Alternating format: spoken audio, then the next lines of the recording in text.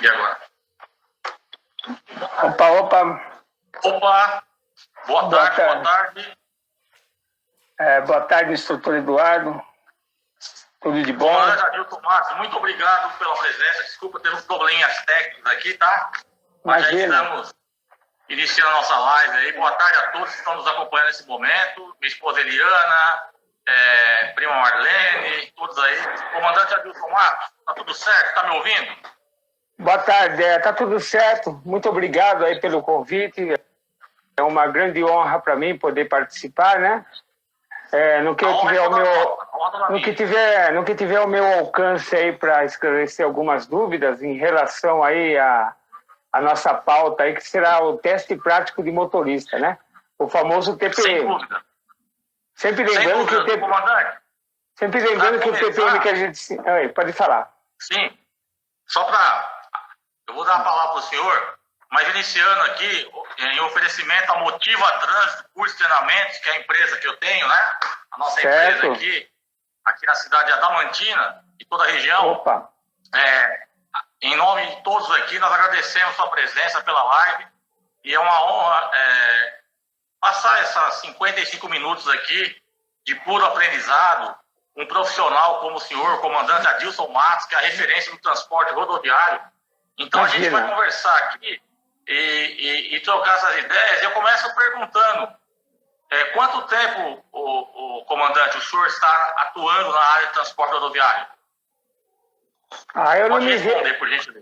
Eu não me vejo fazendo outra coisa, Eduardo. Eu trabalho com ônibus desde os 14 anos de idade, né? Quando eu cursei aí a escola Senai, né, nos anos 70, nos anos 80, e meu primeiro emprego foi aqui na empresa de ônibus Pássaro Marrom, né? Pássaro Marrom.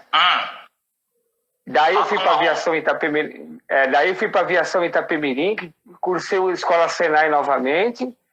Depois fui para a Companhia São Geraldo de Aviação, que foi considerada a segunda maior empresa do Brasil. E de lá fui para a Aviação Sampaio. E agora eu presto serviços aí em regime home office, né? Aqui de casa mesmo, para MF Turismo, uma empresa sediada aqui em Roseira, né? Vale do Paraíba, São Paulo. Pertinho de Aparecida. Muito bem. Então, observando bem que o senhor pegou essas últimas décadas, o senhor atravessou toda a parte leis, legislações, tecnologia embarcada, que chegou hoje, né, atualmente. O senhor pegou umas épocas mais difíceis, né? Sim, um pouco de cada, né? Porque quando eu cursei a escola Senai, os motores, tinha ainda motores aí de injeção indireta, né? Que precisava daquele pré-aquecimento na câmara de combustão para dar partida, né? Sim. E hoje, depois passou a ser injeção direta, mas de gerenciamento mecânico, ou seja, os motores tinham bomba injetora.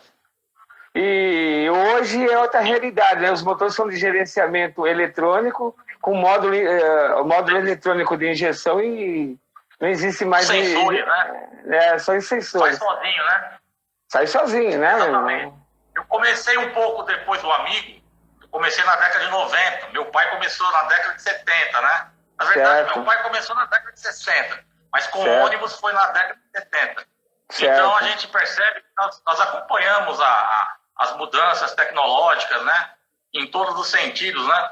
E a gente encontrou muitas dificuldades nessa época, né? Certo. Então eu queria que o senhor mencionava, na época começaram a chegar, assim, os motores traseiros, o senhor pegou esse processo, né?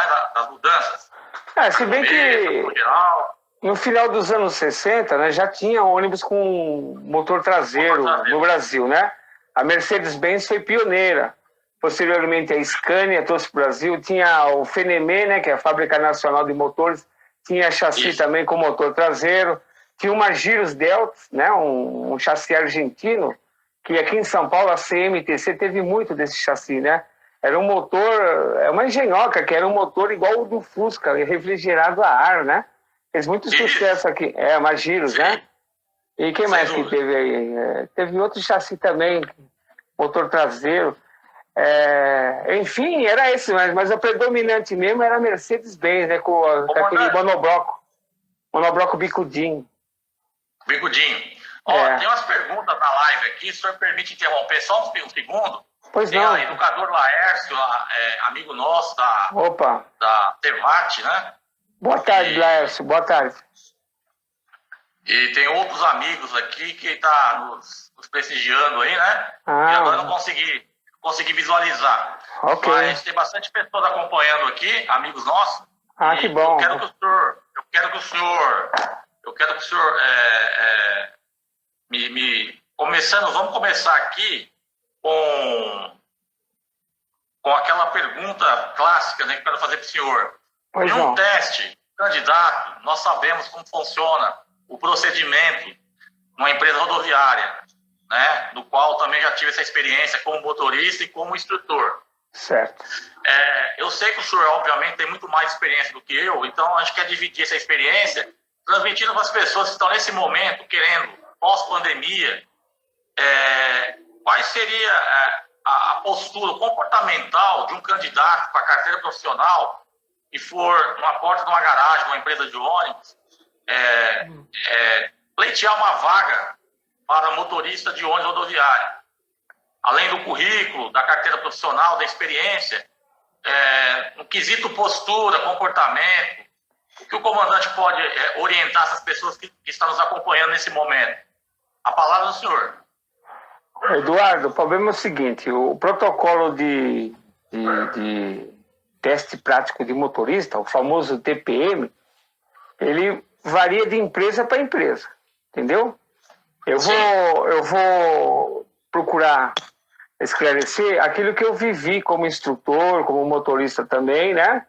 E no protocolo da Aviação São Geraldo, Companhia São Geraldo de Aviação, que foi considerada a segunda maior empresa do Brasil, certo? Exatamente. E lá era muito rigoroso no que diz respeito ao recrutamento, à seleção, treinamento prático, né? Treinamento teórico, era muito rigoroso. A carga horária era muito alta, entendeu? Investimento muito grande em cima de um profissional. Mas a regra era a primeira coisa, pelo menos de 2 a 5 anos de experiência em transporte rodoviário. Em transporte rodoviário de passageiros ou de carga. Em experiência em rodovia federal ou estadual superior a 250 quilômetros de percurso. Entendi. Né? Certo. Por viagem. Outra coisa também era a idade da pessoa na época, que era um absurdo, porque a gente se deparava com muito candidato com mais de 50 anos, gozando de perfeita saúde, e a gente tinha que barrar o cara com uma grande experiência no último serviço, gozando assim de boa saúde, estabilidade profissional, sem nenhum problema que o desabonasse, e a gente tinha que barrar o cara, porque pelo protocolo a gente não podia pegar pessoas com mais de 50 anos. Que depois também abriram mão disso também, né? Abriram mão, né? A gente está fazendo essa pergunta, comandante, estou fazendo essa pergunta, nós sabemos, nós inclusive conversamos antes, né? Sim. Para definir a pauta que nós íamos abordar aqui na live. Com tem muitas certeza. Pessoas, comandante, que me procuram, com certo. certeza o senhor também, Com e tira certeza. essas dúvidas, né? Assim, às vezes uma pessoa próxima da gente, num evento social, num aniversário, e eles perguntam sempre, constantemente, não só na empresa, qual é o procedimento que devemos tomar, o Eduardo, referente a postura, né? A postura, se a pessoa puder ir com a roupa, né, mais social. Sim. Cabelo cortado, a princípio, né? A princípio, Eduardo, né? A princípio a gente recebia os candidatos logo cedo, fazia a triagem das carteiras profissionais e da carteira de habilitação. Nesse ponto aí, nesse meio tempo aí, era fazer a entrevista. Enquanto isso, a carteira profissional era checada com rigor, para ver se a carteira não era remontada, a coloração das páginas para ver se estava alinhada, podia ser um remonte, né? E a vida profissional, a gente tinha um código semelhante ao SPC, que a gente levantava em segundos a vida do cara. Né? Então, baseado nas informações que ele passava para a gente as informações tinham que bater, né? Bater. Então, uma vez aprovado na pré-entrevista, a gente já começava a notar a maneira como a pessoa se expressava, se ela gesticulava muito, se ela tinha sudorese, tremores, né? Tudo isso já era detectado, você tinha que ter uma psicologia, né? Infelizmente, na época, a empresa também já puxava a Serasa. Hoje já foi abolido isso, né? Sim, mas puxava a crise financeira que o país, economia, né, que o país atravessa. Puxava a Serasa, né? A pessoa estava negativada na praça, já era um forte candidato a ser eliminado, né? Entendi. Outra coisa. Aproveitando, desculpa interrompendo. Pode falar. Mas o senhor tocou nesse assunto de postura. Mas aí quando o candidato ele é aprovado no teste prático e ele preenche todas as características, o perfil dele, ele vai para outra etapa, que seria psicólogo, né? Sim, psicólogo, exame médico. Etapa, ele vai fazer o treinamento interno, é isso? Justamente. Ação geral, Tapemirim, a Cotia, já tem treinamento, reunidas. Rigoroso. Esse treinamento, reunidas, o Estresse de Prata também, é de uns 10 dias, mais ou menos, a 20 dias, ficar treinando. Eu lembro quando eu entrei na reunida, eu fiquei indo a São Paulo, Rio de Janeiro, 30 dias como acompanhante. Justamente, é o motorista orientador. Motorista orientador, para depois sair sozinho, né? Iniciar a viagem sozinho. Isso aí. Então, isso daí, nesse sentido, muitos profissionais que já estão na área, já estão dentro da empresa, eles exigem uma resistência em fazer a apresentação. Sim. Eu gostaria que o senhor abordasse isso, que a NTT, né, é obrigatório fazer, a legislação que é obrigatória. A apresentação. Falando sobre o cinto de segurança, a importância do cinto, do uso, saídas de emergência, enfim. Então, uma vez aprovado, em todas as baterias de testes, exames, o motorista volta para o instrutor novamente, né? Então, ele vai passar agora, ele vai passar por um treinamento introdutório, onde vai ser abordado todos esses parâmetros aí. Depois ele vai vivenciar na prática com o motorista orientador. O motorista orientador, ele é subordinado ao instrutor, é o braço direito do instrutor. Então ele vai vivenciar na prática todo o esquema de embarque, desembarque, todos os roteiros da empresa, né? Todo o procedimento aí de operacional da empresa. Mas no treinamento introdutório já é feito com o instrutor o que a gente chama de apresentação pessoal, né? Que faz parte da orientação interpessoal, né? É uma norma que já vem desde o DNR e que a NTT, a atual agência reguladora, adotou também e obriga o motorista a se apresentar. Então, a apresentação, o motorista vai expor o nome dele, ele vai falar sobre o percurso que vai ser realizado, qual vai ser a primeira parada, né? Quanto tempo de parada, se vai ser almoço ou lanche, a previsão de chegada mais ou menos no destino, e também do uso do sanitário, que a pessoa saber usar o sanitário também, né? E também em relação ao cinto de segurança, o mais importante de tudo. O cinto de segurança, não fumar dentro do veículo, no interior do veículo. Nem no banheiro, né? Que dá para nem no banheiro, cabine, né? Dá para sentar na cabine. É um lugar que a gente sente, né? No final dos anos 90, as empresas tinham adotado lá seis poltronas no fundo para fumantes. Mas isso foi abolido rapidamente. Mas tinha 6 poltronas no fundo destinadas aos fumantes, né? Mas acabou com isso. Então, o que acontece? Deus, né?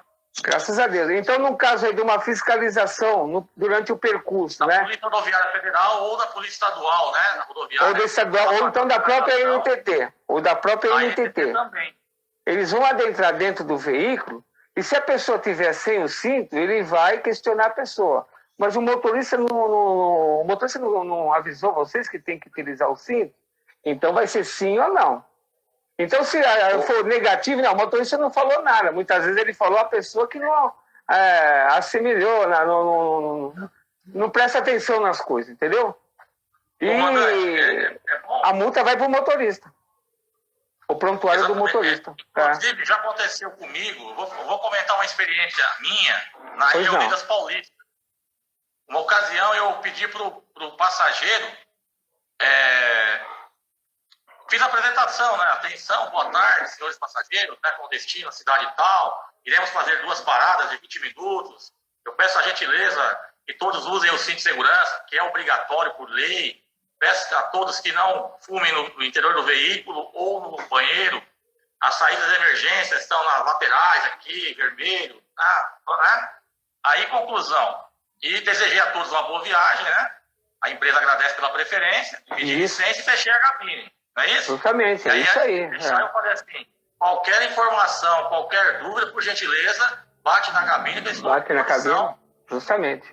O que precisar, não é isso? Justamente. Aí a pessoa bate a cabine, o cliente vai lá, fala, o ar-condicionado, né? Tá muito forte. Tá muito forte. Em 10 forte. minutos vem um outro cliente falar, tá muito calor. Tá quente. Então, uma outra dica que nós vamos dar aqui, que o senhor me permite falar, a gente coloca no 23 graus, né? Dependendo da situação do horário, se for noturno, 24, 23, se for durante o dia, já põe ambiente para poder evitar dispor com o cliente. O cliente sempre tem razão, né? O problema todo desses ônibus aí, que eles têm um problema sério de engenharia, que muitas vezes ele gera do meio para frente e esquenta do meio para trás, né? Então você agrada uma pessoa e ele desagrada a outros. Então não tem jeito, isso é problema de engenharia mesmo do veículo. E a maioria dessas carrocerias tem esse problema. Entendeu? Esses últimos, comandante, esses últimos carros que estão saindo, dos últimos 3, 4 anos, melhorou nisso, nesse quesito, né? Porque aqueles Irizar, antigamente, 10 anos atrás, você lembra que na cabine não vinha o ar-condicionado, né? Praticamente não vinha, nada, né? Não. O motorista que sofre ali. Prejudicado. O motorista que sofre. Não tem ventilação, é verdade. E não é verdade? Começa a esfriar, o tempo, o para-brisa embaça todo, Deus nos acuda, né? É muito desconforto. É uma condição adversa a mais, né? Justamente, comandante, né? Bacana. Prosseguindo, gostaria de fazer uma outra colocação, referente, se eu me permitir. Pois não. Que nós temos que... Vou voltar um pouquinho aqui na parte de direção defensiva, do Código de Trânsito Brasileiro, PTB, no que trata dos artigos 27, né? Das normas gerais de circulação e conduta. Certo. O profissional, não só do motorista de ônibus, como o motorista do carro pequeno, de passeio, né? Em si, Ele sabe que antes de colocar o veículo em circulação nas vias públicas, né? Ele tem que certificar se o veículo tem combustível, né? É o mínimo que se espera de um profissional, né? Justamente, né? Aí eu falo assim, existe aquele problema que eu já passei na pele, que está no marcador de combustível, está marcando que tem e não tem. Então, na hora do checklist, eu queria que o senhor abordasse isso, né? Porque, só para fechar o assunto, aí eu jogo a palavra para o senhor, no 27 e no artigo 28 também, né? E está tratando o quê? O condutor deverá, a todo momento, ter domínio do seu veículo, né? Atenção, os cuidados dispensados à segurança, né? Então, você espera não só do motorista de ônibus, mas também do motorista que está dirigindo o seu carro. Todo condutor de modo geral, né? Todo condutor de modo geral. Né? Aí a gente já está globalizando tudo isso, só para fechar e passar a palavra para o senhor, nisso daí, nós vamos iniciar agora, falando disso, na opinião do senhor, passa já para o checklist, né? Porque também trata desse artigo 27, o checklist, né? Verificar, né? Não só o nível do óleo, da água, como o nível de combustível do veículo, né? Com certeza, né? Alguma coisinha para ver o tanque está funcionando, como que está. Também nós sabemos que hoje a tecnologia embarcada é outro tipo de checklist, não é isso? Que você certeza. pegar um carro urbano, né, motor dianteiro, né, um veículo mais antigo, aí você tem que estar com a marretinha sempre na bolsa, né, de bater pneu, olhar se tem alguma mola quebrada, certificar se a parte de suspensão, né, vai lá atrás, ver o nível da água, do óleo. Prossiga, o comandante. Então, o checklist é muito importante, né? Seja no seu veículo de passeio, seja no seu caminhão, principalmente no ônibus, a qual você vai conduzir vidas humanas. Então, o veículo não escolhe lugar para quebrar ou para te dar problema. Exatamente. Então, o que acontece? O checklist tem os veículos mais antigos que os painéis eram analógicos, cheios de ponteiros, né? Só que ali o indicador de combustível nem sempre é confiável, devido a algum problema na boia. Ele podia estar marcando meio tanque, mas podia estar cheio. Como ele podia estar cheio e o tanque pela 1/4 de tanque, vai acabar rapidinho. Sim, exatamente. Uma vez que a média desses carros mais antigos é em torno de 3,5 por litro de combustível, né? Por quilômetro rodado. Então é o consumo.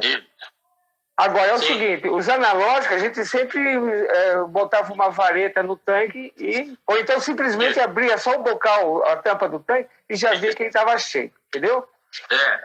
Agora os eletrônicos não, os eletrônicos você dá na chave ali, tem o navegador também, no caso do Volvo, você tem toda informação que você... Né? Na leitura, a leitura dele é eletrônica, né? Ela é digital, sistema digital. Então ali você vai ter... Por isso que tem 2 tipos de checklist, né? Justamente. Por isso que tem 2 tipos de checklist, né? Então é importante que você vai ver ali a quantidade, o Volvo mesmo, você tem a quantidade exata de quanto tem de óleo lubrificante no kart, entendeu? Isso. É preciso, né? Além de você ir atrás também, você tem o teste São Tomé de ver na vareta. O óleo estando entre o máximo e o mínimo, tendo no meio ali, é sinal que você tem ainda pelo menos mais de 15 litros de óleo, tem 20 litros, vamos dizer, né?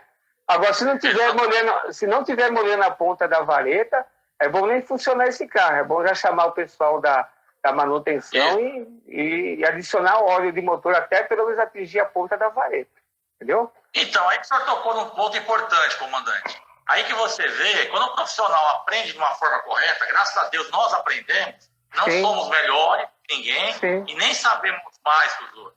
A questão do conhecimento é demais. Quando você tem um conhecimento e você procura trabalhar em cima desse conhecimento, e quando você gerar uma dúvida, você deve perguntar para quem sabe mais do que a gente, não é isso? Pelo menos eu aprendi dessa forma. Procura manutenção, supervisor, se informa, seja humilde, não é verdade? É verdade. Isso aí a gente ganhou conhecimento participando de cursos, tendo humildade, perguntando para as pessoas certas, né? Para as pessoas que vai ter um conhecimento maior que o seu. E assim que quem está iniciando, é bom perceber que há 20, 30 anos atrás, nós não tínhamos o mesmo conhecimento que hoje, né? Isso foi um aprendizado constante, dia a dia, né? Quando chegava um carro, o senhor ia fazer treinamento naquele carro, naquele determinado ônibus, né? Às vezes o senhor tinha a experiência com a Mercedes, aí o senhor passou na outra garagem, passou a trabalhar com Volvo, com Scania, com outros tipos de motores, fazendo cursos, treinamento, network. Foi assim que nós aprendemos, né, comandante? Justamente. Ninguém nasceu sabendo, na verdade? No teste prático, quem faz o checklist é o motorista, já mostrando aí para os aspirantes a motorista, né? A gente faz todo o checklist, inspeciona os pneumáticos, os pneus, né? Examina se o carro não tem avaria na carroceria. Vamos examinar o nível de óleo lubrificante. Vamos examinar o nível de água, o sistema de arrefecimento. Vamos ver as correias, se não tem correia partida. Vamos ver na lateral do bloco para ver se não tem nenhum vazamento, seja de água ou de óleo, né? Vamos ver o sistema de injeção, se não tem nenhum vazamento de óleo combustível, todas essas coisas. Depois, se a gente vai até o painel, vamos checar como é que tá os instrumentos. Se realmente está batendo, como é que está a temperatura de trabalho do motor, como é que está a pressão pneumática do sistema de freios, que é muito importante. Geralmente esses veículos trabalham em torno de 8 a 10 bar, né? 10 bar, ele está com os reservatórios todos cheios, né? Tá completo, cheio. Tá cheio, né? Então, geralmente esses ônibus são, em média, de 10 a 12 reservatórios. A maioria dos reservatórios é para o sistema pneumático de freios, sistema pneumático de suspensão a ar e os acessórios, que é porta, buzina a ar, essas coisas, tudo que envolve ar, né? Sistema pneumático da descarga do banheiro, que é ar também. Porque vai ver a luz de poltrona, se é o rodoviário, vai ver se está queimada alguma lâmpada, né? Aí a gente vai para a parte elétrica. Aí a gente vai para a parte aí, luz de freio, seta. A parte interna também, iluminação do salão, né? Iluminação de... Salão, poltrona, né? iluminação de leitura, essas coisas todas, limpador de para-brisa, né? Isso é muito Esses importante. Esses pequenos detalhes que fazem a diferença de um bom profissional, né? Seguro, defensivo. E também o sistema de ar-condicionado. E também o sistema de ar-condicionado, se ele está gelando ou não. De ar-condicionado também, porque quando você começa a dar embarque e o ar-condicionado já não está esfriando, aí já está causando desconforto logo antes de iniciar a viagem, é um perrengue. Aí você vai ter que mudar de carro, entendeu? Já é bom, porque aí que tá. Quando eu percebi que acontecesse comigo, eu já avisava lá no tráfego para poder trocar o carro. Eu já sabia que tinha carro na reserva. Porque aí o que acontece? Você não perde o horário na rodoviária do embarque, não chega atrasado na rodoviária, não causa aquele transtorno, não é verdade? Porque você já se antecipou e avisou. A gente já tem experiência, a gente percebe quando o ar não vai refrigerar, né? Então já tem que trocar o carro, não é verdade? Quando ele começa com 25 graus, não baixa, com 26 Sim. graus, não baixa, chegou a 30, meu amigo, pode trocar de carro, você vai passar raiva. Troca, né? Troca, porque vai te dar problema, né? E aí o passageiro não quer nem saber. O passageiro pagante, né? Ele é o cliente, ele é o consumidor, então ele quer um serviço impecável, né? É impecável, exatamente, comandante. Mas passando outro tópico, o senhor permitir que o senhor quer fazer alguma consideração sobre isso ainda? Isso aí faz parte da vida profissional do motorista, né? O checklist, ele é importante. Por isso que as empresas pedem para o cara pede para o cara entrar em serviço com praticamente 1h30 de antecedência, que é justamente para esse tipo de coisa, né? Sem contar que além desse checklist eventual não, é normal do veículo, tem o material de bordo, né? Dependendo do serviço que você vai executar, se for serviço leito, tem as mantas, tem os travesseiros, tem os lanches, né? Tem essas coisas todas. A água, ver se o frigobar está funcionando, se a água está gelada. É isso aí. A higiene do carro também conta muito, ainda mais nessa época agora. Banco, né? Banco, se não tem poltrona... Encosto de cabeça, está limpo. Encosto está tudo Depois limpo, tem a né? parte da caixa de ferramenta, o lacre, né? Da caixa de ferramenta. Lacre da caixa de ferramenta, step para ver se está no lugar. Os documentos do veículo. O documento do veículo, para ver se está lá tudo lá, o renovando o carro, para ver se está lá as planilhas da linha, né? O que mais? Seguro, tudo. Tudo já tem, consta numa pasta. Consta por uma pasta, né? Tem uma pasta. Do degrau da escada, né? Outra no degrau, você pega no tráfego. Varia de empresa para empresa. Na São Geraldo mesmo, era uma pasta branca que ficava no tráfego. Então, quando você ia sair com o veículo, já estava a sua pasta, com o disco para você colocar. O disco diagrama também é muito importante, o preenchimento correto. Disco. Muito bem. Já que você tocou no disco, fala uma coisa, comandante. Eu fiz, a última empresa que eu trabalhei, nós fizemos treinamento lá, muitos motoristas, por questões internas, de empresa para empresa, como o senhor falou, se o cara, quando vem do caminhão, ele já tem uma experiência, uma propriedade melhor com o disco, desde os discos de papel como os digitais de hoje. Mas quando ele sempre trabalhou em empresa de ônibus e a garagem nunca permitiu que ele tinha acesso ao disco, quando esse profissional vai migrar para o caminhão, por exemplo, ele fica um pouco perdido, entende?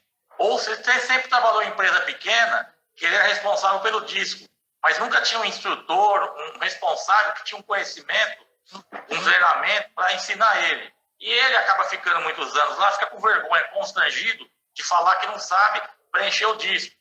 Quando eu deparei com isso, eu percebi que motoristas de 10, 15, 20 anos de casa não sabia manusear, não sabia preencher o disco de forma correta. Aí fizemos uma parceria com o SESC Senat e eu percebi, pós o curso, uma melhora desse profissional, não só da autoestima, que melhorou muito, como do conhecimento. Então ele passou, eu fui para pós-curso, pós-treinamento, eu passei a checar todas as manhãs para ver se estava saindo certinho. E 90% dos motoristas passou a preencher o disco de forma correta. Isso é gratificante, né, comandante? Com certeza. Agora, aqui no nosso segmento de turismo, a gente sempre orientou...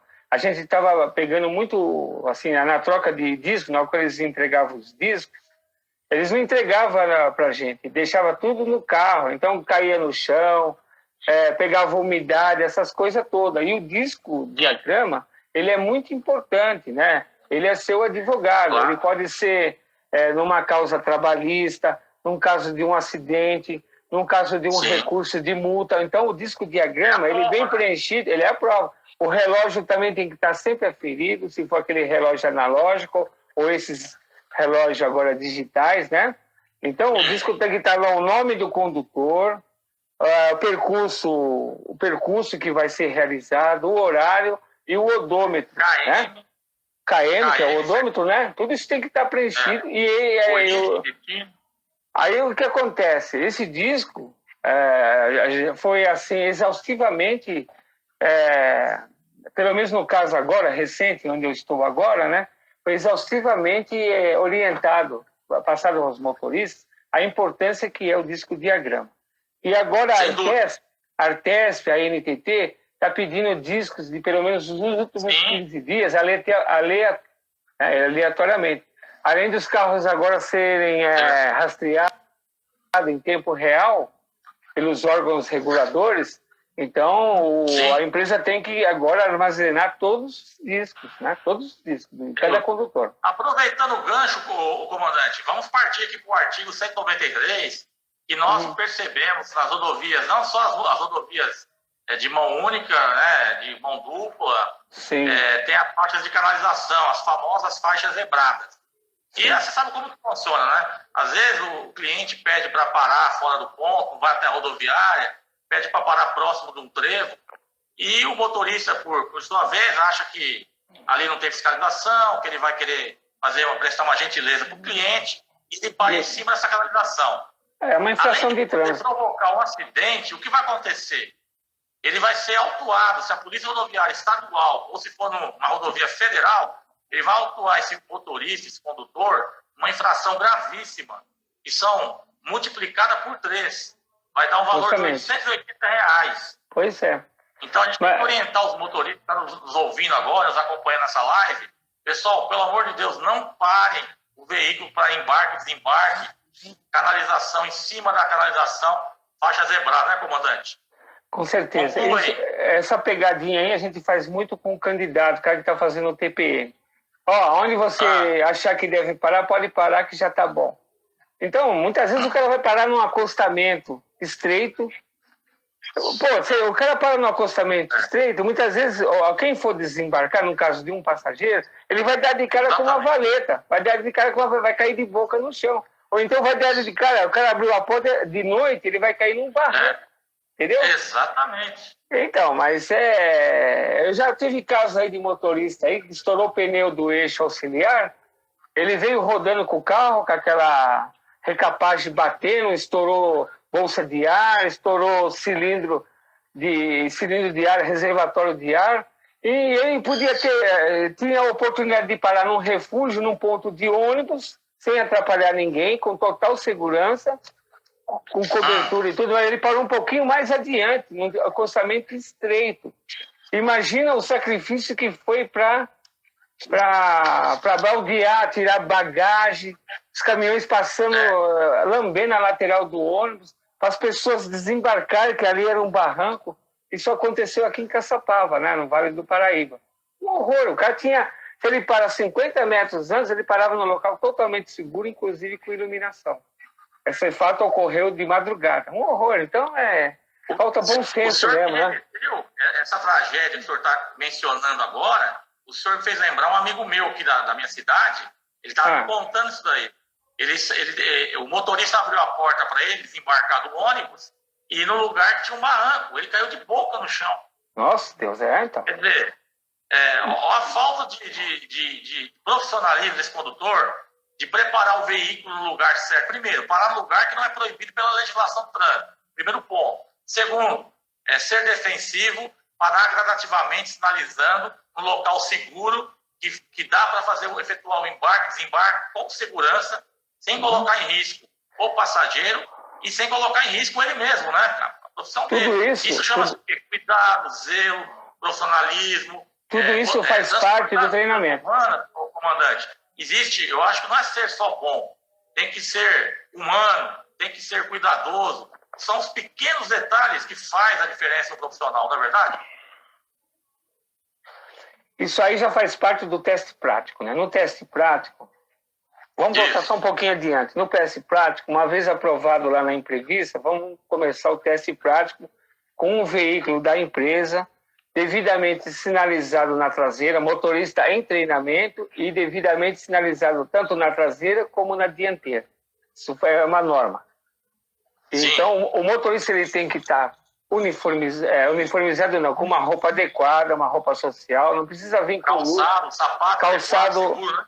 Um calçado fechado, que seja compatível com os pedais aí, que não escorregue. Ele não tem que estar calmo, tênis. Não pode ser tênis. O cara tem que ter uma boa noite de sono, fazer uma alimentação leve, né?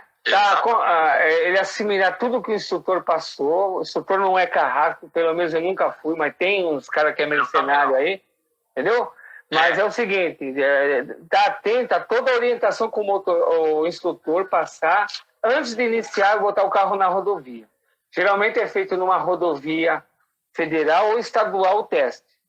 Então, a partir do momento que você ser convocado, os candidatos ficam tudo no fundo do carro, do meio para trás, o motorista, o candidato é convocado, ele pode sentar no banco lá, ele tem que ajustar o banco conforme a estatura, o peso dele.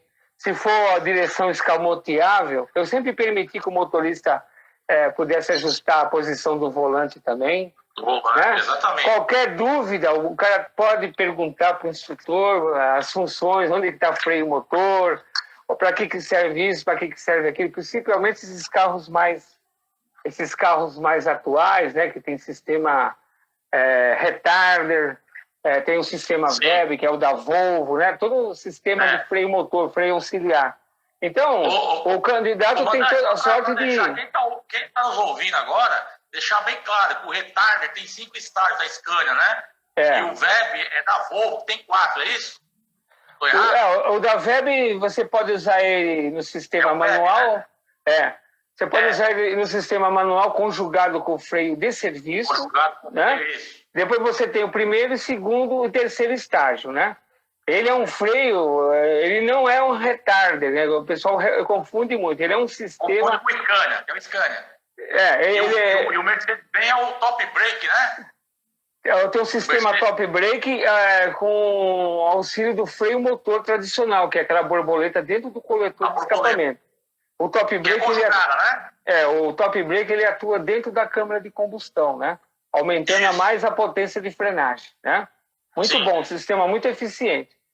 Agora o VEB, ele muitas vezes só no primeiro estágio, segundo estágio, o bicho já tem uma potência de até 300 cavalos de potência, né? O sistema freio motor da Volvo, Então é um sistema muito eficiente, né? Principalmente em trechos de longo declive, né? Assim como o retarder. Agora o retarder não, é um sistema hidráulico exclusivo da Scania, mais eficiente ainda, porque ele trabalha com a pressão hidráulica, né? Trabalha sob pressão hidráulica. Então, quanto um pouco mais elevada a rotação, melhor será a eficiência do sistema, que refrigera o óleo hidráulico e aumenta a maior potência de frenagem, poupando o sistema de freio convencional, entendeu? Muito bom. E o top brake da Mercedes também é muito bom, só que ele atua dentro da câmara de combustão. Comandante, em termos de carroceria, qual que o senhor trabalhou até hoje, que mais o senhor, vamos dizer assim, o senhor se adaptou mais? No caso, o senhor como operador, como condutor, como comandante? Mais confortável? Atualmente a gente tem uma queda aí pela Irizar, né? A fábrica de Botucatu é uma carroceria de origem espanhola, né? Marechal Rondon. E o acabamento dela tem superado a nossa expectativa, né? Hoje a empresa já tem 5 unidades Irizar, né? E carro já dotado de um chassi Volvo B340R e B380R, com sistema de caixa iShift automatizada, 12 marchas. E a gente está satisfeito com o Volvo, né? Não desmerecendo a Marco Polo, que é top de linha, né? E agora tem a Comil também, que está com um produto muito bom aí na praça. Né? Melhorou, né? Melhorou bastante. Comil, né? Nós tínhamos uma planta... Eu particularmente prefiro a Marco Polo, viu, comandante? Não, a Marco Polo é líder, né? A Marco Polo atua em outros países também, né? Ele é líder de mercado, não tem como negar isso aí. Né? A minha opinião, tá, comandante? A minha opinião é o seguinte, minha particular minha. Eu prefiro, na rodovia, motor Scania, com carroceria Marco Polo. E no sistema urbano, que eu trabalhei nos dois, eu continuo com a Marco Polo e com o chassi Mercedes-Benz. Certo. Ah, mas tem um chassi da Mercedes aí, motor dianteiro, 1724, né? Top de linha, né? Excelente. Esse motor aí, você pode alongar ele para 14 metros, né? Isso. E é um motor eletrônico, muito econômico, é o carro ideal, forte. Muito forte. Sobra torque, né? Motor interculado. Na economia, sobra. Justamente. É um carro que deslancha bem, rápido, né? É um carro rápido para trabalhar no perímetro urbano. Ele é rápido. Você falou de economia, né? Geralmente o treinamento também a gente se estende para a parte no que diz respeito à condução econômica, né? Condução econômica é menos troca de marcha, menos uso de freio, né?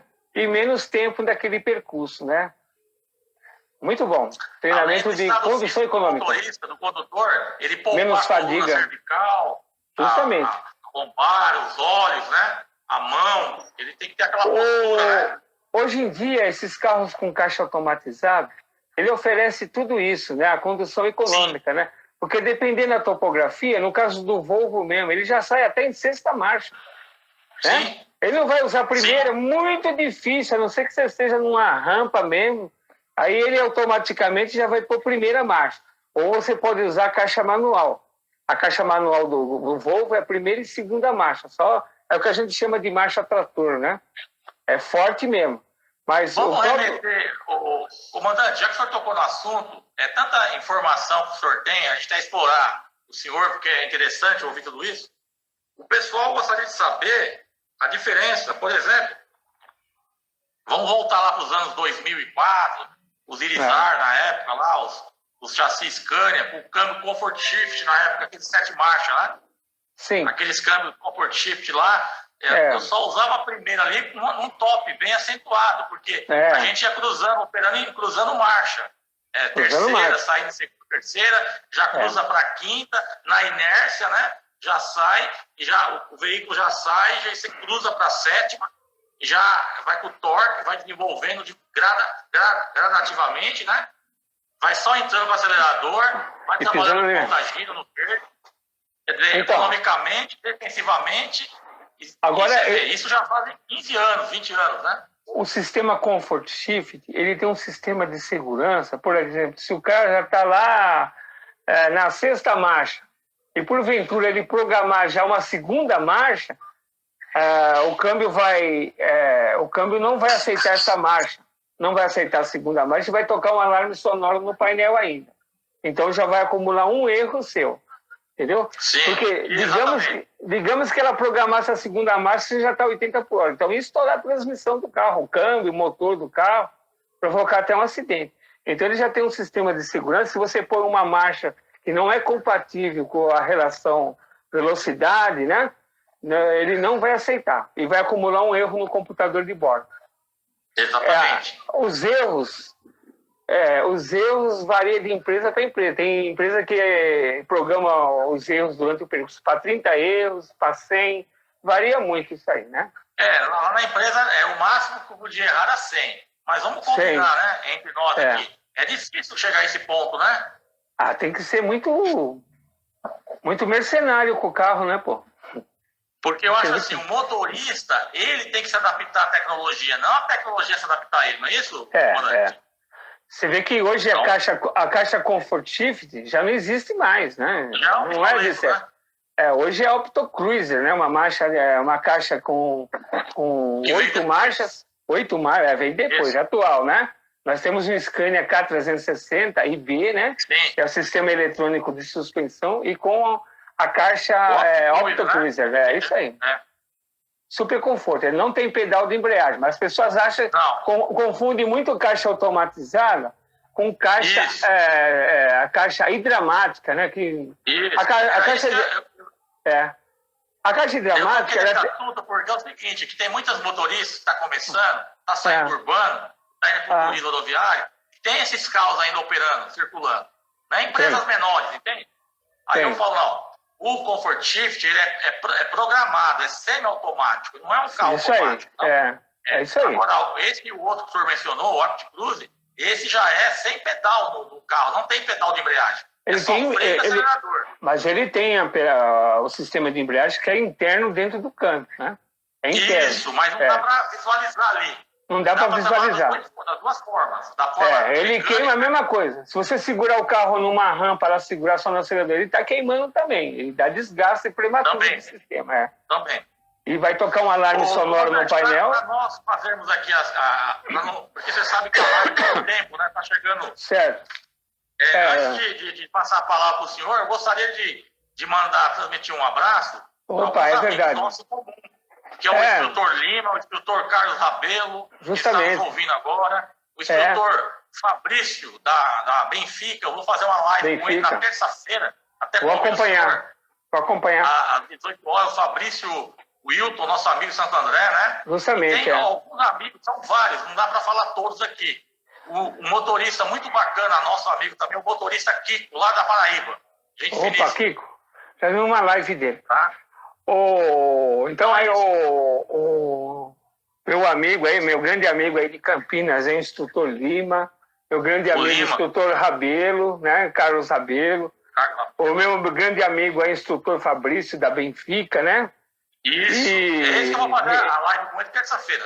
Israel Chagas, tem o Emerson, o nosso amigo Emerson também, condutor aí da Natal Turismo aí de Mogi das Cruzes. Enfim, muitos amigos mesmo, a qual eu queria agradecer, ter a minha gratidão sempre a todos que sempre me apoiam, me ajudam, sempre trazem uma palavra amiga. Isso é muito importante. Sim. E ao senhor também, pela oportunidade de a gente estar falando alguma coisa aí. Né? Claro, o agradecimento aqui, comandante, é meu, porque eu conversei com o senhor, nós infelizmente não nos conhecemos pessoalmente, mas o apreço que eu tenho pela sua pessoa, não só como profissional, que tem um know-how, uma bagagem enorme, que nos ensina diariamente pelas redes sociais, ainda vou ter o imenso prazer de conhecê-lo pessoalmente, né?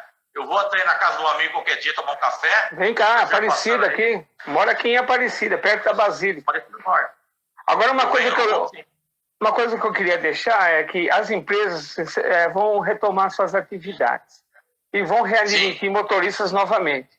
Mas a dica que eu dou é que procure se capacitar durante esse período aí de confinamento, procure se capacitar, né? No teste não queira ser melhor que ninguém, procure seguir as instruções do instrutor, faça a coisa com calma, o negócio não é correria.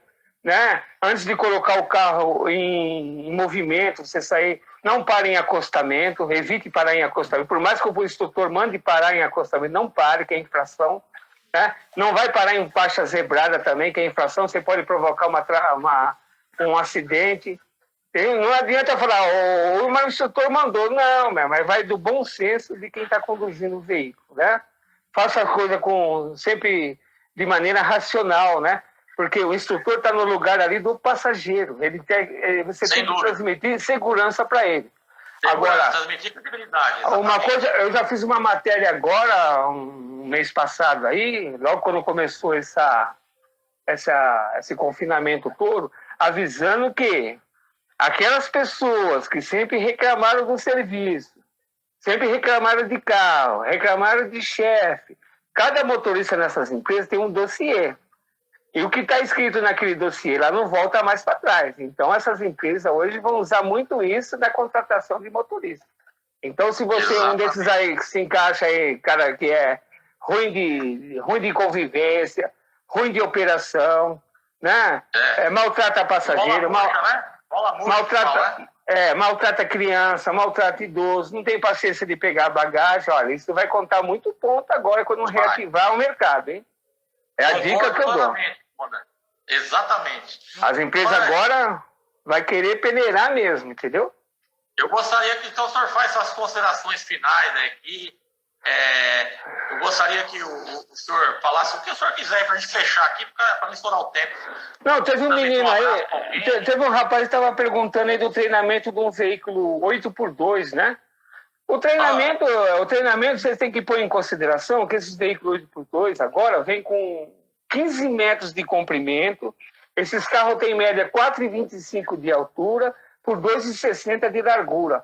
Então, o treinamento, você tem que estar atento a tudo, que o carro é mais comprido, a capacidade de lotação é maior, ele é mais pesado, apesar que os motores aí que empurram esse chassi é acima de 400 cavalos, mas existe um treinamento específico para esses carros aí. Aqui tinha uma pergunta aí, logo quando eu abri, né? Não estou visualizando mais. Não estou visualizando mais. Mas é isso aí. Então, a consideração... Eu tenho trabalhado por muitos anos em carros de 2, 3 eixos. A migração para um carro de 4 eixos, como seria a adaptação do condutor? Tem que ter um treinamento interno, né? Geralmente o chassi para esse tipo de veículo é o chassi Volvo B450R, o chassi da Scania K440, né? IB. 440, exatamente. E no caso do Mercedes é o O500 RSDD, de 422 cavalos de potência. Exatamente. Com caixa Power Shift. Existe um treinamento, acho que na próxima oportunidade a gente vamos abordar esse tema aí. Vamos fazer uma outra oportunidade, uma live, abordando mais mencionando mais os chassis, as carrocerias, né? Os DDs, né? E acompanhe meu perfil também, que eu sempre estou colocando algumas dicas aí operacionais, algumas dicas de mecânica, algumas dicas de conduta, tá certo? É ótimo, é perfeito. O que nós estamos fazendo aqui, comandante, aproveitando o ensejo, trocando conhecimento, um trabalho de utilidade pública que nós estamos fazendo, nossos colegas rodoviários, né? Os que já têm bagagem, os que estão iniciando. O que nós estamos fazendo aqui é compartilhar conhecimento. De nada adianta ter conhecimentos, e se nós guardarmos para nós mesmos, seríamos pessoas egoístas, não é verdade? O nosso interesse não é fins lucrativos, mas sim orientar a pessoa da melhor forma possível, né? A gente quer formar condutores conscientes, né? Porque um passageiro, quando ele entrega a passagem na sua mão e você destaca e a pessoa embarque, ali praticamente a vida dessa pessoa está em cima do condutor, né? Eu acho que já devia existir uma política melhor de salário para o condutor, melhores benefícios. O condutor tem que ser bem tratado mesmo. Tem que existir uma política de melhores condições de trabalho. A gente briga por isso. Sem dúvida. Comandante Adilson, muito obrigado. Foi uma honra para mim recebê-lo aqui. Tá? A honra foi toda minha. Essa live vai ter no meu canal, que eu acabei de abrir recentemente. O senhor vai estrear ela no meu canal. Depois nós conversamos em off aí. Eu vou passar todas as coordenadas do senhor. Obrigado. Instrutor Eduardo Febraio. É só entrar lá, dar um like lá, curtir. Tá bom? Transmita um abraço para a família. Obrigado. Tenha um ótimo final de semana. E possamos aí fazer outras participações, outras lives, se Deus quiser, tá bom? Deus lhe pague. Agradecer a todos pela participação. Transmitir mais um abraço a todos aí. Ao instrutor Alessandro Ferro, policial militar, especialista. Um abraço. Tem um programa lá, o Ferro, na Trânsito Seguro. Depois eu passo para você. Muito importante. Mandar um abraço aí mandar um abraço pro meu amigo Paulo Ribeiro, né? O Paulinho aqui da Tirelli Turismo, nosso cliente. O Laércio, instrutor, né? Primo, Kiko, né? Muita gente aqui, né? Muita gente. Agora chegou uma pergunta aqui, depois eu respondo, não vai dar tempo. Minha pergunta, você tem trabalhado por muitos anos, 2, 3 vezes. Mas essa que eu vou responder. Um fraterno abraço, saudações rodoviárias. Saudações rodoviárias a todos aí. Alô, Lima, obrigado aí. Tchau, Lima, um abraço. Fiquei muito feliz. Abração. Obrigado, galera. Tudo de bom pra vocês. E fica aqui a live. Muito obrigado, pessoal. Um abraço.